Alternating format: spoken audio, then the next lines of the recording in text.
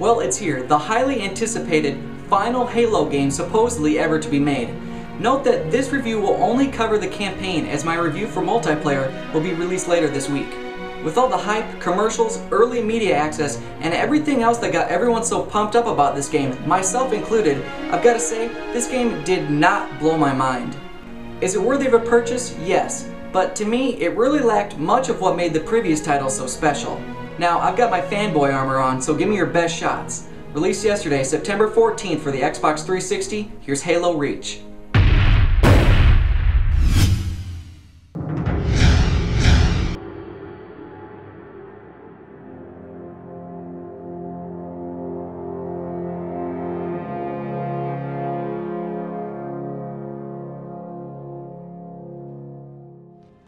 As you all know by now, Halo Reach is a prequel to the Halo series, portraying the events that take place on the planet Reach, right before John S-117 starts kicking the shit out of the Covenant's ass all over the galaxy.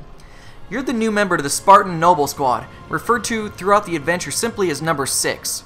Your squad has been deployed to Reach to investigate a communications array that's gone offline. The Office of Naval Intelligence believes this to be the work of the local insurrection working to steal some freighters. Upon investigation, as we should all know, is that Reach is actually being attacked, no, invaded, by a massive Covenant army. This is the beginning of the war that spans the remainder of the Halo titles. Throughout the remainder of the campaign, you'll interact with various squad members and be put through living hell as you try to initially prevent the assault and then try to escape with an ancient alien artifact that you'll instantly recognize upon discovering.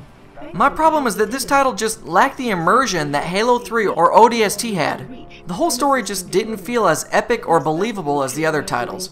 You play as badass Master Chief through 3 games, tearing up the Covenant, the Flood, and whatever else stands in your way, and now we play as a nameless Spartan who sounds like a wuss, and I'm supposed to feel like I set the whole plan in motion and am really important to the story arc? I just didn't buy it. Reach just didn't draw me in like the previous titles did, and all of the game's hype just made it worse. Big man forgets what he is sometimes. She just lost her father.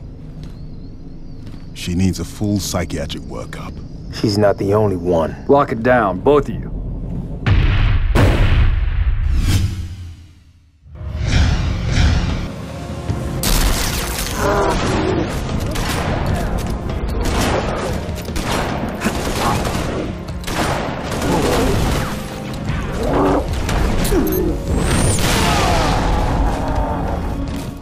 Reach's campaign consisted of 10 levels that took me roughly 7 hours to complete on the normal difficulty in single-player mode. The game supports 4-player co-op as well, with adjusted difficulty based off of how many human players you have with you.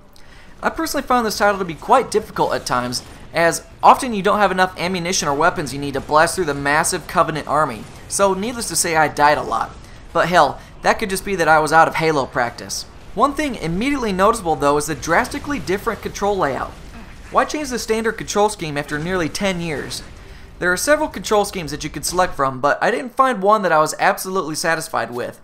The recon scheme seemed the most familiar, but still had the X button switching grenade types, which just felt odd. Now, one thing I found kind of neat about the design was that there's actually a level after the credits that wraps up everything rather nicely. The ending you're presented with before the credits didn't tie up any loose ends, so it was nice to see a conclusion to the story afterwards.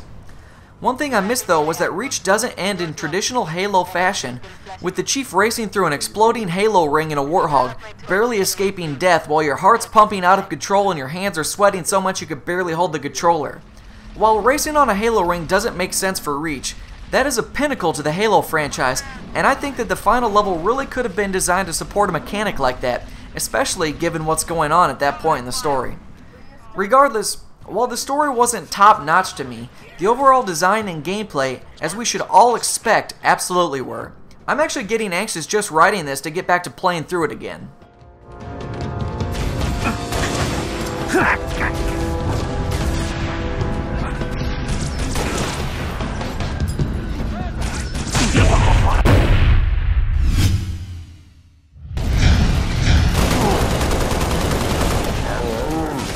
I'm just getting warmed up.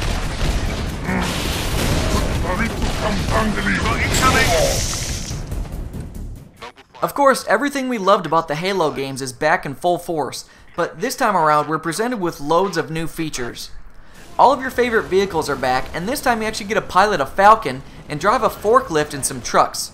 Like ODST, there's no dual wielding, but the weapons have changed quite a bit, giving us the designated marksman rifle, which is pretty much equivalent to the one-shot killing pistol from Combat Evolved. The Covenant also have a plethora of new weapons, including a needle rifle and a focus rifle that are just a blast to play with. You also now have access to new armor abilities like a jetpack, personal shields, sprint, and a hologram that really spice up the overall gameplay enjoyment. In true Halo fashion, we're given a variety of great gameplay mechanics to keep the game interesting the entire way through. Each mission puts you in different situations, like starting with little ammo and health, or starting with a full party decked out with gear, and some missions put you in various vehicles or the turrets of moving vehicles, and one mission even puts you in control of a space fighter. Heads up, Sabers. Multiple impulse drive signatures detected. More bogeys incoming.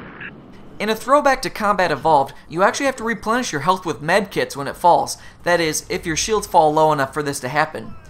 You can also recruit up to 5 Marines to follow you, simply by walking near them, which works out nicely as going through this adventure solo can get pretty tough.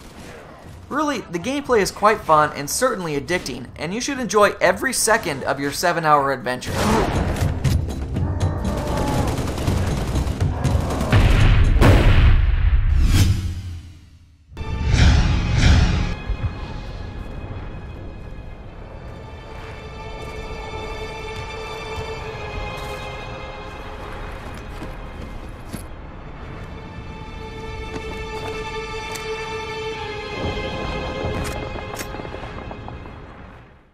As you've seen in this video, Reach is clearly beautiful and is easily Bungie's best visual representation of the Halo universe yet.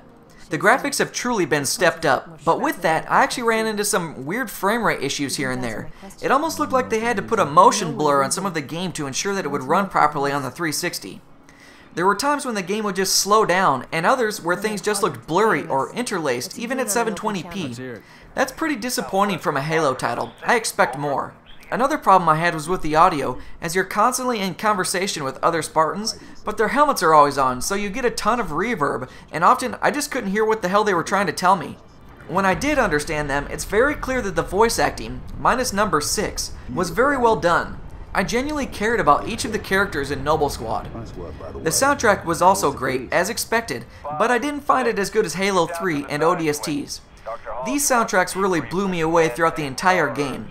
To me, Reach's soundtrack really didn't grab me until about 3/4 of the way through, when shit starts to get serious. Don't need command to tell me. Been on hers half my life.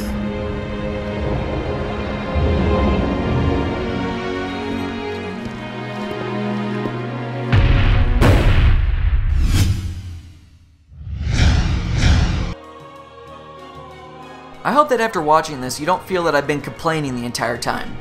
Halo Reach has a wonderful campaign. Overall, I just found that Halo 3 and ODST did nearly everything better. This shouldn't discredit the game by any means though. I thought the story was decent, but I didn't really get immersed in it until about 3/4 of the way through. You get a variety of gameplay, very well designed and exciting missions, and a plethora of new gear to carry you through. But as far as the campaign is concerned, is this Game of the Year material? Not from this guy. I know many of you have already played through this bad boy. What are your thoughts? Have I been too critical or did I nail it on the head? Leave your questions and comments below.